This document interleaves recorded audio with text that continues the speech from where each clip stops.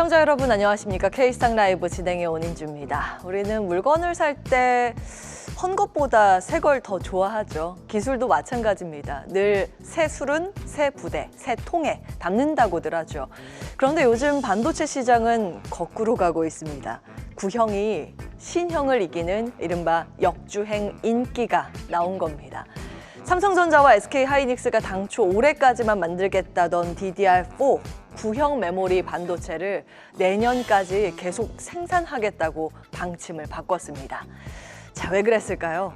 신형인 DDR5보다 구형인 노란색 라인 보이시죠? DDR4 가격이 더 비싸게 거래되는 기현상이 벌어지고 있기 때문입니다. DDR은 컴퓨터가 계산할 때 필요한 작업 공간 메모리의 규격인데요. PC랑 서버에 가장 많이 쓰이는 일종의 책상 크기를 정해주는 규격이라고 보시면 됩니다. 즉, CPU가 머리에 해당을 한다면 DDR은 그 머리가 펼쳐놓고 일하는 책상이 되는 거죠. 이 메모리 책상이 클수록, 즉 DDR 세대가 위로 올라갈수록 더 많은 일을 동시에 빨리 처리할 수 있는 구조입니다. 2013년에 나온 DDR4는 한 세대를 책임졌고요.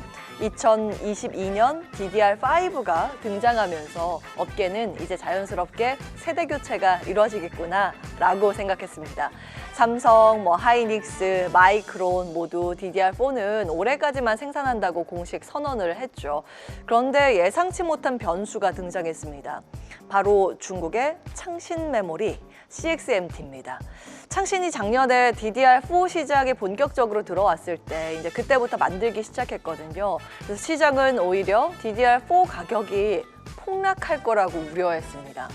중국이 물량을 쏟아내면서 이 레거시 메모리는 끝났다는 전망이 많이 깔렸었는데요. 근데 상황은 이게 웬일일까요? 반대로 흘러가고 있습니다. 중국 창신이 갑자기 DDR4 대신에 DDR5 생산으로 방향을 틀어버린 겁니다. 그 이유는 AI 시대에 대응하기 위해서인데요. AI 반도체는 이렇게 GPU 옆에 메모리 반도체인 HBM이 붙어 있는 거죠. 중국은 GPU는 어느 정도 만들어냈는데 HBM은 못 만들었습니다. 그런데 이때 미국이 HBM을 중국에 수출하지 못하도록 막아버렸습니다. 그래서 HBM에 들어간 DDR5에 올인할 수밖에 없었던 거죠. 참고로 HBM에는 DDR4가 아닌 5가 필요합니다. 자, 결과적으로 중국까지 이 DDR4를 접으면서 글로벌 DDR4 공급이 급격히 줄었고, 사라질 줄 알았던 DDR4가 오히려 귀해지면서 가격이 5를 역전해버린 겁니다. 자, 여기서 포인트는 레거시입니다. DDR4는 업계에서 이미 9세대 메모리 레거시라고 불렸습니다. 보통 TV나 네트워크 장비 혹은 구형 서버에 여전히 들어가죠. AI 시대가 오면 이게 찬밥 신세가 될 줄 알았는데 지금은 오히려 기업들이 밥줄이 되어버린 형국입니다. 이 9세대 메모리 레거시의 또 다른 긍정 포인트들이 있습니다. 9월은 증시는 원래 좀 계절적으로 약한 시기라고 많이 알고 계실 텐데, 메모리 반도체는 3분기가 오히려 전통적인 성수기라고 통합니다. 게다가 하반기에 애플 신제품 출시 일정이 있죠. 엔비디아의 블랙웰 울트라 등도 출시 예정입니다. 그래서 이제 이 소식 때문에 삼성전자와 SK하이닉스가 주가가 좀 변동성을 보여서 이 내용 짚고 다시 한번 이야기를 이어가겠습니다. 자, 미국이 한미 정상회담이 끝난 지 불과 나흘 만에 중국 내의 삼성과 SK하이닉스 공장을 정조준한 규제를 꺼내들었다는 소식입니다. 그동안 삼성과 하이닉스는 BEU 지위를 받아서 중국 공장에 미국산 장비를 들여올 때 일일이 허가를 받을 필요가 없었습니다. 그런데 이제 이 지위를 철회시키겠다고 발표를 한 건데요. 자, 앞으로는 장비 한 대를 반입할 때마다 미국 정부의 허가를 받아야 하는 겁니다. 연간 반입 건수가 최소 1,000건이 넘는다고 하니 현장에서 어떤 비용과 시간이 추가될지 짐작이 되시죠. 문제는 여기 이미 좀 가지고 있는 삼성전자하고 SK하이닉스 공장 나와 있는데 여기 현상 유지는 되겠지만 생산 능력 확대나 기술 업그레이드를 위한 반입은 막아질 가능성이 높아지고 있습니다. 삼성과 하이닉스가 중국에 이제 50조 원 넘게 투자한 공장이 앞으로는 첨단 공정을 키우지 못한 채 결국 레거시 생산 기지로만 남을 수 있다는 우려가 커지는 이유입니다. 자, 그럼 시장은 이 상황을 어떻게 보고 있을까요? 골드만삭스는 이렇게 정리했습니다.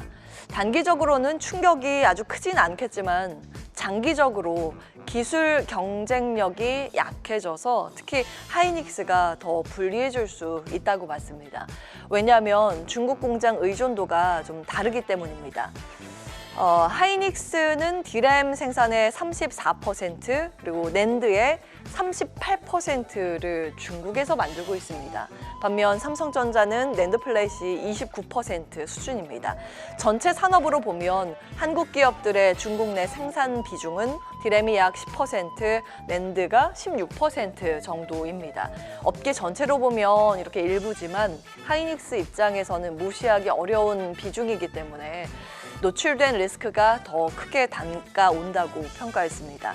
결국 메모리 시장은 레거시의 부활과 선단 공정 제약이 공존하는 말 그대로 양날의 검 위에 서 있습니다. 앞서 살펴보신 것처럼 최근 이제 레거시 반도체들이 부상하면서 어느 정도 영업 이익에 도움은 받겠지만 이렇게 새로운 부분 업그레이드가 불가피해지면서 어려워지면서 시장에서는 평가가 좀 엇갈리고 있는데요.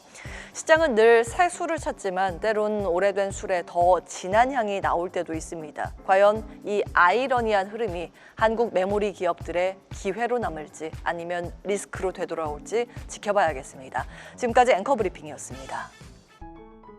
계속해서 다양한 경제 이슈를 알고 싶다면 구독과 좋아요, 알림 설정 부탁드립니다. AI 캐스터 권미정이었습니다.